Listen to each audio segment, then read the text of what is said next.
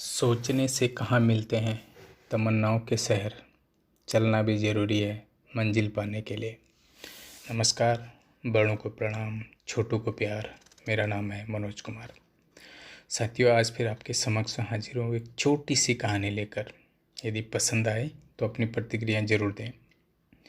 ये कहानी है एक शिल्पकार की। एक समय की बात है, किसी गांव में एक शिल्पकार रहता था जो पत्थरों की मूर्ति बनाकर अपना पेट भरता था। एक दिन वो शिल्पकार अपने औजारों को अपने थैले में भरकर जंगल की ओर चल देता है। थोड़ी दूर चलते चलते उसको रास्ते में एक पेड़ के पास एक बहुत ही सुंदर पत्थर दिखाई देता है। शिल्पकार सोचता है, क्यों ना मैं इस पत्थर से एक मूर्ति बना लूं। थोड़ी देर सोचने के बाद शिल्पकार अपने थैले में से अपने औजारों को बाहर निकालता है और उस पत्थर को तराशना यानी कि काटना शुरू कर देता है। तभी पत्थर में से एक आवाज़ आती है, अरे भाई रहने दो ना, बहुत दर्द हो रहा है। यह सुनकर शिल्पकार अपने औजारों को अपने थैले में भरकर आगे चल देता है। चलते चलते थोड़ी आगे उस कलाकार को और एक सुंदर पत्थर दिखाई देता है। शिल्पकार को वो पत्थर बहुत अच्छा लगा और उस दूसरे पत्थर की भी मूर्ति बनाने के लिए थैले में से अपने औजार निकालता है और उस पत्थर में से एक भगवान की मूर्ति बनाना शुरू कर देता है। शिल्पकार ने उस पत्थर को इतनी अच्छी मूर्ति का रूप दिया कि उस मूर्ति को देखने से ऐसा लगता है कि ये मूर्ति अभी बोल पड़ेगी। बस वो शिल्पकार उस मूर्ति को वहीं छोड़कर आगे चल देता है। चलते चलते वो एक गांव में पहुंच जाता है और देखता है कि उस गांव में एक बहुत सुंदर मंदिर का निर्माण चल रहा होता है और बाहर के लोग आपस में बातचीत कर रहे होते हैं कि उनकी बातों से सुनकर उसे पता चलता है कि मंदिर का निर्माण तो पूरा हो गया, लेकिन वहाँ पे मूर्ति का बंदोबस्त अभी तक नहीं हुआ है और मूर्ति कहाँ से लाएं। यह सब सुनकर वो शिल्पकार उस गांव के सरपंच से कहता है, सरपंच जी, आप मूर्ति की बिल्कुल चिंता ना करें, आप बस जंगल के इस रास्ते पर चले जाएं, आपको एक पेड़ के नीचे एक सुंदर मूर्ति मिल जाएगी। मैं उस मूर्ति को बनाकर बस इधर की ओर ही आ रहा हूँ। आप उस मूर्ति को इस मंदिर में स्थापित कर सकते हैं।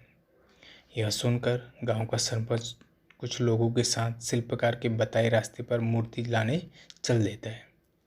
उन्हें मूर्ति मिल जाती है और वो मूर्ति को लाकर मंदिर में स्थापित कर देते हैं। अब लोग आते जाते रहते हैं और मूर्ति के सामने अपना अपना सर झुकाते हैं, मन्नत मांगते हैं, मगर अभी भी उस मंदिर में नारियल फोड़ने के लिए जगह नहीं थी। तब गांव के सरपंच के मन में एक विचार आता है कि नारियल फोड़ने के लिए मंदिर के बाहर एक पत्थर होना चाहिए और सरपंच लोगों से एक पत्थर का इंतजाम करने के लिए कहता है। यह सुनकर वो कलाकार यानी कि वो शिल्पकार सरपंच को उस पहले वाले पत्थर के बारे में बताता है जो उसने छोड़ दिया था उसको। शिल्पकार की बात सुनकर सरपंच उस पत्थर को भी जंगल से उठवा लाता है और मंदिर के बाहर स्थापित करवा देता है। अब जो भी मंदिर में पूजा करने आता है उस पत्थर पर अपना नारियल फोड़ता है। एक दिन मंदिर में दोपहर के वक्त तो कोई नहीं रहता है और तब दोनों पत्थर आपस में बात कर रहे होते हैं। जिस पत्थर पर आज सब लोग नारियल फोड़ते हैं वो पत्थर मूर्ति वाले पत्थर से बोलता है, अरे वो पत्थर, तेरी क्या किस्मत है, तुझे आज भगवान बनाकर पूजा जा रहा है और तेरी आरती उतारी जा रही है। ये सुनने के बाद मूर्ति वाला पत्थर बोलता है, अगर तू मेरी तरह सहन कर लिया होता तो आज तू मेरी जगह बैठा होता और लोग तेरी पूजा कर रहे होते और मुझ पर नारियल फोड़ रहे होते। जी हाँ दोस्तों, अगर वो पत्थर जिस पर आज नारियल फोड़ा जा रहा है, अगर वो उस दिन दर्द सहन कर लेता तो आज वो भी भगवान होता और उसकी पूजा आरती हो रही होती। तो साथियों, इस कहानी से हमें एक बहुत बड़ी सीख मिलती है कि इस दुनिया में उस इंसान को ही पूजा जाता है जो सक्सेस होता है।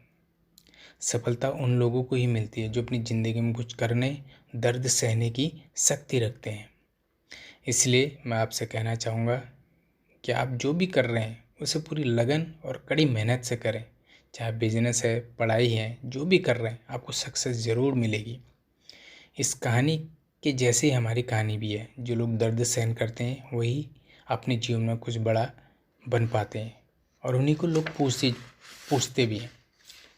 अंत में किसी ने क्या खूब कहा है, बिना संघर्ष कोई महान नहीं होता, बिना कुछ किए जय जयकार नहीं होता।